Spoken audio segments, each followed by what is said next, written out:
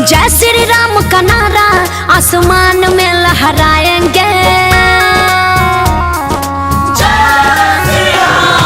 जय श्री राम का नारा आसमान में लहराएंगे।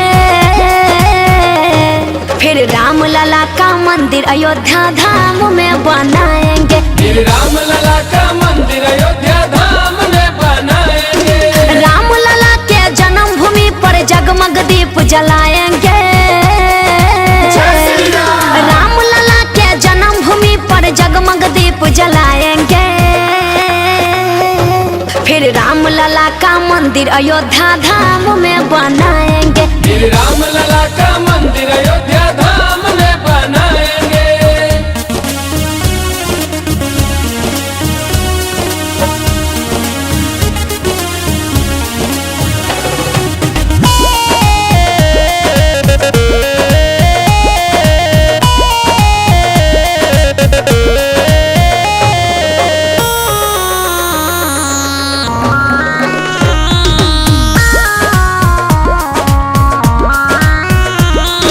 जन्मभूमि श्री राम का पुरुषोत्तम भगवान का स्वर्ग के जैसा फिर सजेगा धाम मेरे राम का।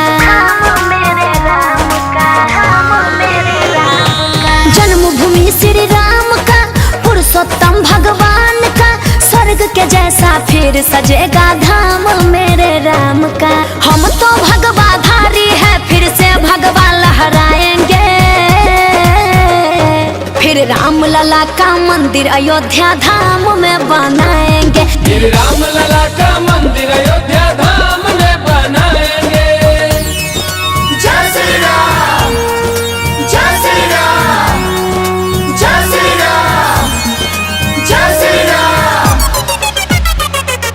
जय श्री राम।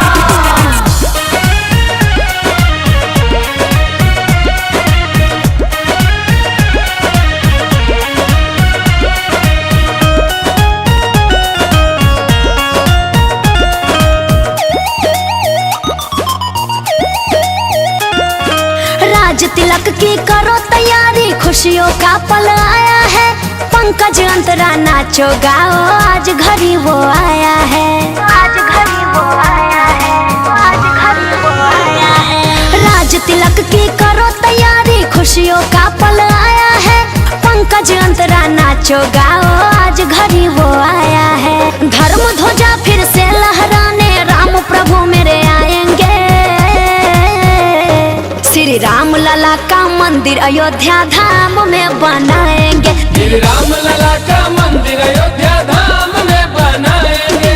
राम लला के जन्मभूमि पर जगमग दीप जलाएंगे। जय श्री राम। राम लला के जन्मभूमि पर जगमग दीप जलाएंगे। फिर राम लला का मंदिर अयोध्या धाम में बनाएंगे। फिर राम लला का